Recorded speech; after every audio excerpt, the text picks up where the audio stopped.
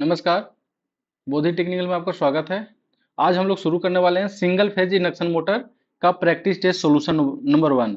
ये जो practice test number one है वो बोधि टेक्निकल ऐप डाउनलोड करके आप उस पर अटेम्प्ट कर सकते हैं। यहाँ तक कि सिर्फ एक प्रैक्टिस टेस्ट उस पर अवेलेबल नहीं है, सभी चैप्टर का अलग अलग प्रैक्टिस टेस्ट अवेलेबल है।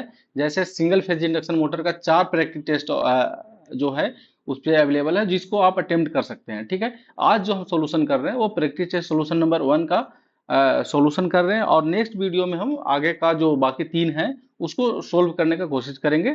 तो चलिए शुरू करते हैं। आज का जो प्रश्न है, पहला प्रश्न। आज का पहला प्रश्न है, किसी किस पोल पर शेडेड पोल में मोटर में मुख्य बाइंडिंग की जाती है। पहला जो प्रश्न है उसमें कह रहा है किस पोल पर शेडेड पोल मोटर में मुख्य बाइंडिंग की जाती है। ठीक है, शेडेड पोल जो मोटर होता है ना, उसमें जो मुख्य बाइंडिंग, सबसे पहले हम इसमें फिगर बनाते हैं कि शेडेड पोल टाइप का जो होता है वो कैसे होता है, मोटर जो होता है उसका बनावट कैसा होता है। ठीक है, ये इसका स्टेटर हो गया और ये इसका फील्ड हो गया। ठीक है, ये फील्ड,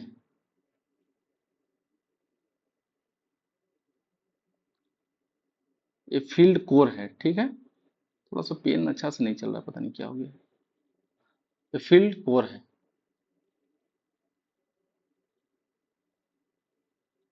ठीक है, और इस पे क्या होता है, जो सैडेड पोल होता है उस पे भी बाइंडिंग नहीं किया हो रहा था, उस पे कॉपर वायर का वो शॉर्ट किया रहता है, वो कॉपर रिंग लगाया हुआ रहता है। और जो इस पे बाइंडिंग जो होता है ना, बाइंडिंग इस पे किया हो रहा था। किस पे किया हो रहता है, ये मूक पोल। इसको कहा जाता है सैडेड पोल। इसको क्या कहा जाता है, सैडेड पोल कहा जाता है। सैडेड पोल कहा जाता है, मतलब सैडेड पोल का नहीं मतलब ये छाया छाया टाइप का, मतलब ये जो पोल ही है लेकिन छाया है। सैडेड मतलब क्या होता है, छाया होता है। ठीक है, लेकिन इसमें जो प्रश्न कर रहा है वो कह रहा है कि जो मुख्य बाइंडिंग जो होता है, जो मेन बाइंडिंग होता है वो किस पे होता है। तो मेन बाइंडिंग जो हमारा होता है ना, वो होता है सेलिएंट पोल पे। किस पे होता है, सेलिएंट पोल पे, मतलब मेन पोल पे जो होता है वो होता है। मेन पोल कैसा होता है, सेडेड पोल का, वो होता है सेलिएंट टाइप। ठीक है, इसलिए इसका जो आंसर होगा ना वो होगा ए सेलिएंट पोल। फिर से समझिएगा, किस पोल पर शेडेड पोल मोटर में मुख्य बाइंडिंग किया जाता है। तो शेडेड पोल मोटर में मुख्य बाइंडिंग जो किया जाता है वो सेलिएंट सेलिएंट पोल पे किया जाता है। ठीक है, एक वो शेडेड पोल पर बाइंडिंग नहीं किया जाता, उस पर सिर्फ कॉपर का रिंग लपेट दिया जाता है। ठीक है, तो इसका जो आंसर होगा ए होगा। चलिए अब हम देखते हैं प्रश्न नंबर 2। कौन सा मोटर मिक्सर ग्राइंडर में उपयोग किया जाता है। कौन सा मोटर जो होता है मिक्सर ग्राइंडर में उपयोग हो जाता है। तो इसका जो आंसर है यूनिवर्सल मोटर। ठीक है, यूनिवर्सल मोटर। और हम थोड़ा सा देख लेते हैं, इसका उपयोग जो होता है, इसका उपयोग नहीं किया जाता कहीं भी नहीं। ये हमको पढ़ना भले है सिंगल फेज इंडक्शन मोटर में, परंतु इसका उपयोग जो है वो नहीं किया जाता है, कहीं नहीं किया जाता है। ठीक है, अब मिक्सर ग्राइंडर में किसका उपयोग हो जाता है, यूनिवर्सल मोटर का। और एक दो उपयोग हम लोग जो है आप चाहें तो नोट कर सकते हैं। अगर आप मेरा लेक्चर आप देखते हैं, या एमसीक्यू सॉल्यूशन या जो थ्योरी का लेक्चर है वो आप देखते हैं, तो पेपर और पेन अपने पास रखें, ताकि जो इम्पोर्टेंट पॉइंट जो हम बोल रहे हैं उसको आप नोट कर सके। ठीक है, तो अब हम इसमें समझते हैं। सबसे पहले मिक्सर ग्राइंडर में जो इसको उपयोग किया जाता है वो यूनिवर्सल मोटर होता है। यूनिवर्सल मोटर क्या होता है, कैसे वर्क करता है, सैडेड पोल मोटर क्या होता है, कैसे वर्क करता है, ये अगर वीडियो आप देखना चाह रहे हैं तो आप थ्योरी वाला जो लेक्चर है वो आप देख सकते हैं। लेकिन अभी हम बात करते हैं कि यूनिवर्सल मोटर का जो उपयोग होता है वो और कहाँ पे होता है। तो वो जो होता है वो होता है वॉशिंग मशीन में होता है। कहाँ होता है, वॉशिंग मशीन में होता है। वॉशिंग मशीन में होता है इसका उपयोग। और इसका जो होता है पंप में होता है। पंप में होता है, जो देखिएगा फैक्ट्री वैक्ट्री जो लगा रहता है, जो उद्योग लगा रहता है, उसमें जो पंप का इस्तेमाल होता है ना, उसमें भी क्या होता है, यूनिवर्सल मोटर होता है। यूनिवर्सल मोटर बेसिकली क्या होता है ना, एसी सीरीज मोटर इसको बोला जाता है, और डीसी सीरीज मोटर भी इसको बोला जाता है। इसलिए इसका नाम है यूनिवर्सल मोटर, क्योंकि यूनिवर्सल मोटर एसी और डीसी दोनों पर काम करता है। ठीक है, तो इसका उपयोग कहाँ हम देख रहे हैं, वॉशिंग मशीन में देख रहे हैं, और दूसरा उपयोग कहाँ देख रहे हैं, पंप में देख रहे हैं। ठीक है, कंप्रेसर में भी उपयोग किया जाता है, और पंखे में भी किया जाता है। ठीक है, पंखे में भी किया जाता है, लेकिन जो घर में उपयोग होता है उस पंखा की बात हम नहीं कर रहे हैं। ये जो इंडस्ट्री में जो उपयोग होता है फैन, उसमें उपयोग किया जाता है। ठीक है, अब हम बात करते हैं। हाँ, लेकिन दो का आंसर है मिक्सर ग्राइंडर में उपयोग जो किया जाता है यूनिवर्सल मोटर किया जाता है, ये है बी। अब हम देखते हैं तीसरा नंबर। तीसरा नंबर है निम्न में से कौन capacitor start capacitor run motor में प्रयुक्त कैपेसिटर का प्रकार है। ठीक है, निम्न में से कौन सा capacitor start capacitor run motor में प्रयुक्त कैपेसिटर का प्रकार है। तो इसका जो आंसर होगा ना, आंसर हमारा जो बी भी है और ये हमारा डी भी है, लेकिन जो करेक्ट आंसर है ना, पेन अच्छा से नहीं चल रहा है। ठीक है, करेक्ट आंसर जो है वो होगा इसका डी। ठीक है, अगर डी आंसर ऑप्शन नहीं रहता तो हमारा क्या होता है, हमारा आंसर होता है बी, माइका। माइका कैपेसिटर का उपयोग किया जाता है कैपेसिटर स्टार्ट कैपेसिटर रन में। पर ये क्या है, इसमें बी भी है और डी भी है, तो हमारा इसमें जो आंसर होगा ना, आंसर होगा डी। इसका जो आंसर होगा D, paper spaced oil field type, मतलब इसमें जो डाइलेक्ट्रिक मीडियम जो इस्तेमाल किया जाता है इस कैपेसिटर में, वो क्या किया जाता है, ऑयल फील्ड किया जाता है। उसमें क्या किया जाता है, ऑयल को भरा जाता है उसमें। ठीक है, आपके लिए एक विशेष सूचना है कि बोधि टेक्निकल ऐप पे एक कोर्स जो अवेलेबल है वो सिर्फ 9 रुपया में अवेलेबल है। आप उसको जा करके परचेज कर सकते हैं। आपको कूपन कोड इस्तेमाल करना होगा, वेलकम 20 इस्तेमाल करना होगा। वेलकम 20 जैसे इस्तेमाल करेंगे वो 9 रुपया में आपको कोर्स मिल जाएगा। सिर्फ इस पे क्या करना है, इस्तेमाल करने का मतलब इस पे सिर्फ क्लिक करना है। क्लिक जैसे ही करेंगे तो जो इस कोर्स का जो एमआरपी है ना, वो 49 रुपया है, पर ये अभी जो इसका डिस्काउंट प्राइस है 29 है। लेकिन जब आप वेलकम 20 पे क्लिक करेंगे तो ये कोर्स आपको 9 रुपये में मिल जाएगा। इसमें आप ऐसे समझ सकते हैं कि एमसीक्यू लगभग मान के चलिए 1000 प्लस है, और लगभग मान के चलिए 19 चैप्टर का जो है प्रैक्टिस टेस्ट सोल्यूशन है। मान के चलिए 50 जो है टेस्ट है, 50 टेस्ट का सोल्यूशन इसमें किया गया है। ठीक है, तो सिर्फ आपको ऑफर प्राइस में 9 रुपये में मिल रहा है। आप जा करके इसको आप इनरोल कर सकते हैं। ठीक है, और इसका लाभ उठा सकते हैं। चलिए आगे हम बात करते हैं चौथा नंबर प्रश्न। क्या करके प्रतिकर्षण मोटर की घूर्णन दिशा परिवर्तित की जा सकती है। प्रतिकर्षण मोटर, जिसको रिपल्सन मोटर इंग्लिश में बोला जाता है, उसमें पूछ रहा है कि क्या करके इसका जो है घूर्णन दिशा में परिवर्तित किया जा सकता है। तो इसका जो सिर्फ और सिर्फ एक घूर्णन दिशा को परिवर्तित करने का जो लॉजिक है वो है ब्रश की स्थिति को बदलकर। क्या है, ब्रश की स्थिति को बदलकर। रिपल्सन जो मोटर होता है उसमें आप ब्रश का स्थिति जब बदलेंगे ना, जैसे क्या होता है ना, ये मान लीजिए इसका पोल है, ठीक है, इसमें आर्मेचर है, एक कम्यूटेटर है यहाँ पे, और यहाँ पे मान लीजिए ब्रश है।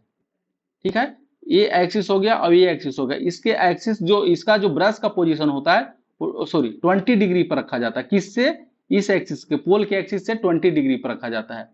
ठीक है, तब ये रोटेट करेगा। अगर इसका एक्सिस 0 पर रखा जाएगा, 0 पर रखेगा तो ये रोटेट नहीं करेगा, लेकिन -20 पर रख दिया जाएगा। -20 का आने का मतलब क्या होगा, ठीक से नहीं चल रहा है। -20 कहने का मतलब हो गया कि इसका डायरेक्शन अगर उल्टा कर दिया जाए, ब्रश का पोजीशन चेंज करके उल्टा कर दिया जाए, तो क्या होगा, इसका डायरेक्शन उलट जाएगा, ऐसे हो जाएगा। ठीक है, पहला कंडीशन में क्या, अगर +20 हम रखेंगे तो क्या होगा, डायरेक्शन इस डायरेक्शन रहेगा। लेकिन जब हम इसको डायरेक्ट और 0 कर देंगे तो हमारा जो इसका जो रोटेशन है रुक जाएगा, और -20 कर देंगे तो इसका रोटेशन क्या है, उल्टा हो जाएगा। ठीक है, तो इसका हम क्या कर सकते हैं, ब्रश की स्थिति को परिवर्तित करके हम इसका क्या कर सकते हैं, रिपल्सन मोटर का डायरेक्शन को बदल सकते हैं। चलिए आगे देखते हैं। पांचवा मतलब 4 का जो आंसर है वो आंसर है सी। ठीक है, आगे हम देखते हैं पांचवा, खाली स्थान का प्रारंभन वाला घूर न्यूनतम होता है। बोला जो ये मोटर दिया हुआ है, इसका बोल रहा है कि किसका जो है स्टार्टिंग टॉर्क, स्टार्टिंग टॉर्क जो होता है वो किसका जो होता है, न्यूनतम होता है। ठीक है, तो सबसे न्यूनतम जो स्टार्टिंग टॉर्क होता है ना, वो होता है किसका, सैडेड पोल, छाया ध्रुव मोटर का, सैडेड पोल मोटर का। ठीक है, लेकिन अब इसमें हम समझते हैं कि सबसे ज्यादा किसका होता है, तो सबसे ज्यादा जो होता है वो होता है यूनिवर्सल मोटर का। सार्वत्रिक मोटर इसको बोला जाता है हिंदी में, ठीक है। यूनिवर्सल मोटर का सबसे ज्यादा किसका होता है, इसका होता है। सबसे कम किसका होता है, ऐसे समझिए, सबसे ज्यादा इसका होता है, फिर इसका होता है, फिर इसका होता है, आप नोट कर सकते हैं, और फिर इसका होता है। तो सबसे कम इसका होता है, किसका होता है, सबसे ज्यादा यूनिवर्सल का। फिर उसके बाद होता है प्रत्याकर्षण, जिसको रिपल्सन मोटर बोला जाता है। फिर हुआ कैपेसिटर स्टार्ट, कैपेसिटर रन का। और सबसे कम जो होता है ना, सैडेड पोल। इसीलिए इसी वजह से इसका सैडेड पोल जो मोटर होता है उसका इस्तेमाल नहीं किया जाता, क्योंकि इसका जो टॉर्क होता है ना, स्टार्टिंग टॉर्क बहुत ही कम होता है, ठीक है। तो हमारा पांचवा का जो आंसर है वो आंसर है बी, सैडेड पोल मोटर, छाया ध्रुव मोटर।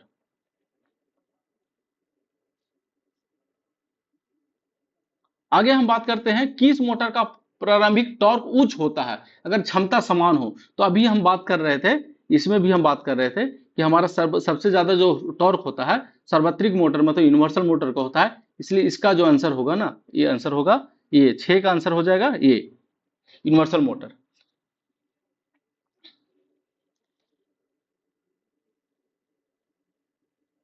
आगे है पावर फैक्टर के साथ उत्तम रूप से कार्य करती है, किसका मतलब पावर फैक्टर जो होता है उसका उत्तम रूप से कार्य करती है। इसका आंसर है ना, इसका प्रतिकर्षण मोटर, मतलब प्रतिकर्षण मोटर का जो पावर फैक्टर होता है सबसे ज्यादा होता है, ठीक है। प्रतिकर्षण मोटर, रिपल्सन मोटर जिसको बोला जाता है, उसका पावर फैक्टर सबसे ज्यादा होता है, ठीक है। ये सबका कम होता है, इसका भी कम होता है, इसका भी कम होता है, और इसका भी कम होता है, ठीक है। सबसे ज्यादा जो पावर फैक्टर पे काम करता है वो काम करता है प्रतिकर्षण मोटर। तो 7 का जो आंसर है वो है बी। आगे हम बात करते हैं 8 नंबर, निम्न में से कौन सा उपाय एकल कलीय मोटर को स्टार्ट करने के लिए सबसे सस्ता उपाय है, ठीक है। सबसे सस्ता उपाय है।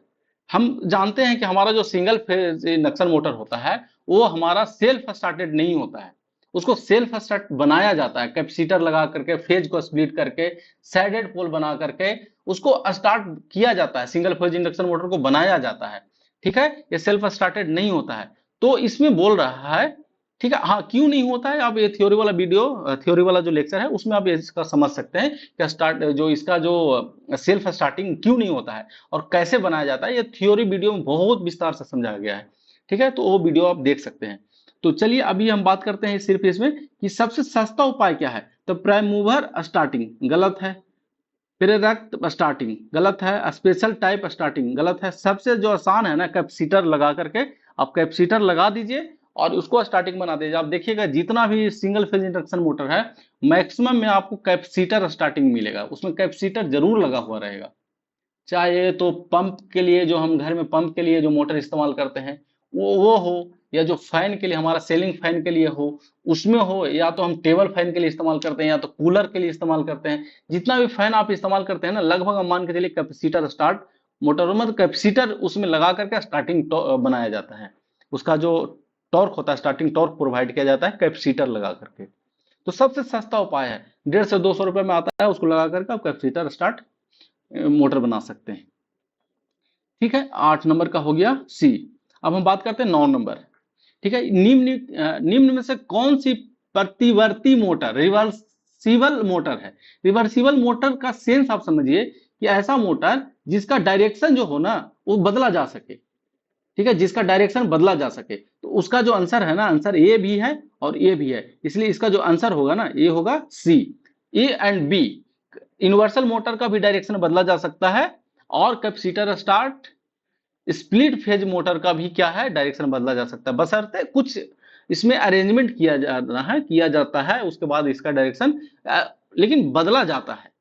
ऐसा नहीं कि बदल नहीं सकते हैं इसको हम, ठीक है। इसलिए इसका जो आंसर होगा ना, आंसर होगा सी,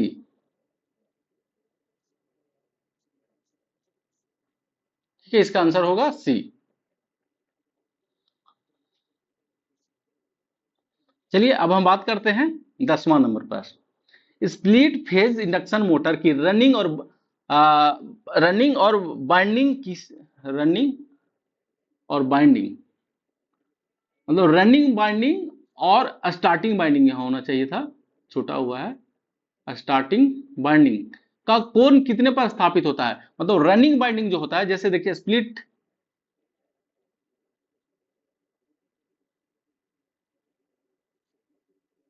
एक सेंट्रीफ्यूगल स्विच लगा हुआ है इसमें,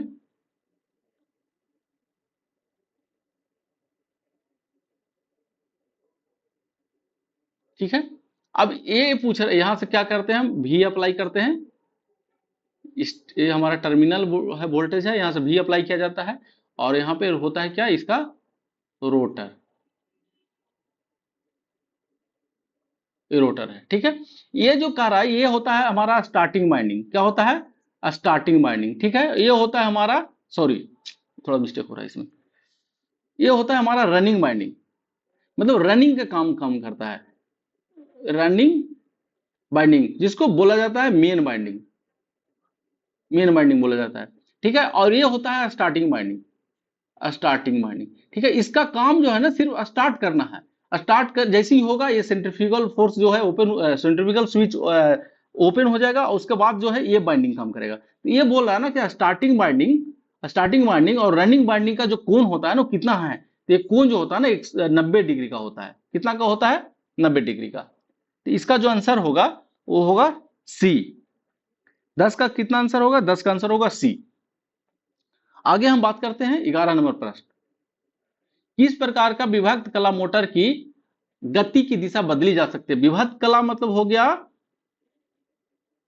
विभक्त कला मतलब split, split motor, split motor, split phase motor, ठीक है, स्प्लिट फेज मोटर, मतलब कह रहा कि स्प्लिट फेज मोटर जो होता है उसका जो गति का दिशा अगर बदलनी है तो क्या करना होगा। तो गति का दिशा अगर बदलनी है ना, तो मुख्य कुंडली का सिरे परिवर्तित करके, सहायक कुंडली का सिरे परिवर्तित करके, आप ये समझ सकते हैं कि ये हमारा क्या है, स्प्लिट फेज मोटर है, ठीक है, स्प्लिट फेज मोटर है। ये हो गया हमारा मेन फोज, और ये हो गया सहायक बाइंडिंग, सॉरी ये मेन बाइंडिंग हो गया, और ये हो गया हमारा सहायक बाइंडिंग, ठीक है।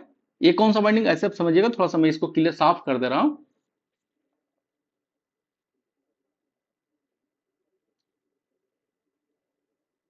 ये जो बाइंडिंग है ना, ये मेन बाइंडिंग है, रेड वाला मेन बाइंडिंग है, और ये है सहायक बाइंडिंग, ठीक है, ये है सहायक बाइंडिंग। तो इसमें कह रहा है कि इसका एक बार इसको टर्मिनल बदल देना है, ठीक है। मान लीजिए ये यहाँ ए है और ये बी है, तो बी को ए कर देना है, ए से बी को जोड़ देना है, ठीक है। और एक बार ये मान लीजिए सी है, तो एक बार जो है अगले बार में इसको टर्मिनल बदल देना, जैसे ही टर्मिनल बदलेंगे तो इसका जो डायरेक्शन है, डायरेक्शन बदल जाएगा, मतलब सहायक कुंडली के सिरे परिवर्तित करके और मुख्य कुंडली का सिरे परिवर्तित करके दोनों तरीका से बदला जा सकता है। इसलिए इसका जो आंसर है ये है उपरोक्त में दोनों, ठीक है। स्प्लिट फेज की इंडक्शन मोटर का आपको अगर डायरेक्शन बदलना है तो मेन बाइंडिंग का भी जो सिरा है, जो टर्मिनल है, उसको परिवर्तित करना पड़ेगा, और सहायक जो कुंडली है, जो इसको हम स्टार्टिंग बाइंडिंग बोलते हैं, उसका भी आपको सिरा बदलना पड़ेगा, ठीक है। लेकिन अगर आप दोनों का एक साथ बदल दिए, इसका भी एक साथ बदल दिया और इसका भी एक साथ बदल दिए, तो ये डायरेक्शन बदलेगा नहीं, ठीक है, डायरेक्शन नहीं बदलेगा, ध्यान रखिएगा। दोनों को अगर एक साथ आप बदल दिए हैं तो नहीं बदलेगा, एक बार इसको बदलना पड़ेगा, एक बार दूसरा को बदलना पड़ेगा। तो चलिए इसका जो आंसर है वो है सी, उपरोक्त दोनों। अब हम बात करते हैं 12 नंबर प्रश्न। 12 नंबर प्रश्न, किस कार के लिए एससी श्रेणी मोटर में समकारी कुंडली लगाई जाती है। इस प्रश्न में थोड़ा कंफ्यूजन है, बाकी आप आंसर इसको याद कर सकते हैं कि समकारी, इतना शुद्ध हिंदी लिख दिया है ना कि कौन सा कुंडली की बात कर रहा है, इंटरपोल की बात कर रहा है, इंटरपोल की तो नहीं बात कर रहा है, कंपनसेटिंग बाइंडिंग की तो कहीं नहीं बात कर रहा है ये, कि समकारी कुंडली का हिंदी में खोजने का कोशिश कर रहा था कि क्या लिखा है, मुझे क्लियर हो नहीं रहा है। अगर आपको हिंदी पता है समकारी कुंडली किसको कहा जाता है तो आप कमेंट बॉक्स में लिख सकते हैं, ठीक है। लेकिन इसको आप ऐसे अभी आंसर के तौर पे याद कर सकते हैं कि इसका जो आंसर है ना, प्रेरणी प्रतिघात को प्रभावहीन के लिए, ठीक है, मतलब इंडक्टिव रिएक्टेंस जो होता है, इंडक्टिव रिएक्टेंस जो जिसको हम क्या बोलते हैं, एक्सेल बोलते हैं, एक्सेल बोल रहा है, इसके मतलब एक्सेल को प्रभावहीन करने के लिए, मतलब इफेक्टलेस करना है उसको, मतलब उसका प्रभाव को कम करना है, प्रभावहीन करना है। इसके लिए क्या किया जाता है, समकारी कुंडली का इस्तेमाल किया जाता है। अब ये मुझे सेंस मिल नहीं रहा है, सेंस से भी अगर मिलता तो मैं बता देता कि इसका हिंदी ये होना चाहिए था। ठीक है, तो अगर आपको हिंदी पता है तो आप मुझे कमेंट बॉक्स में बता सकते हैं। आंसर इसका है प्रेरणी प्रतिघात, मतलब एक सेल इंडक्टिव रिएक्टेंस को प्रभावहीन करने के लिए। ठीक है, तो 12 का आंसर है ए। चलिए 13 नंबर है, किस मोटर का स्पीड लोड अभिलक्षण एवं यूनिवर्सल मोटर के समान होता है? तो हम पहले ही डिस्कस कर चुके हैं कि यूनिवर्सल मोटर जो होता है डीसी सीरीज मोटर होता है। डीसी सीरीज मोटर को जब आप एसी दे देंगे, थोड़ा सा कुछ परिवर्तन करना होता है, मतलब बाइंडिंग ऐसा कुछ नहीं परिवर्तन करना, सेम मोटर रहेगा, थोड़ा सा कुछ उसमें परिवर्तन, जैसे कैपेसिटर लगाना पड़ेगा। ठीक है, कैपेसिटर लगाने से क्या होता है ना कि वो जो स्पार्किंग करता है ना, स्पार्किंग नहीं करता है। ठीक है, स्पार्किंग नहीं कर पाता है एसी पे।